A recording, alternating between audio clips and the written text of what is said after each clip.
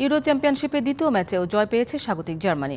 Stuttgart এরেনায় হাঙ্গেরিকে 2-0 গোলে হারিয়েছে জার্মানরা। আরেক ম্যাচে স্কটল্যান্ডের সাথে 1-1 গোলে ড্র করেছে সুইজারল্যান্ড। ঘরের মাঠে হাঙ্গেরিকে একেবারে পাত্তাই দেয়নি জার্মানি। ম্যাচের বয়স 20 মিনিট পার হতেই লিড পেয়ে যায় হোস্টরা।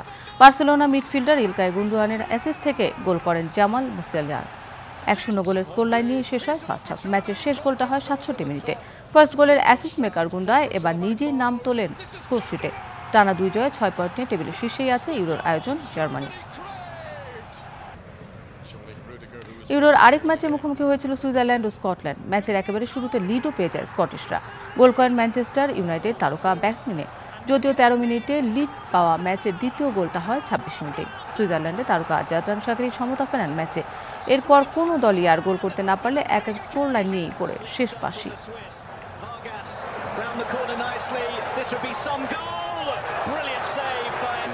নগদের কাছে সব গ্রাহকই প্রিয়, তাই তো সারা দেশে ক্যাশ আউট চার্জ সবচেয়ে কম।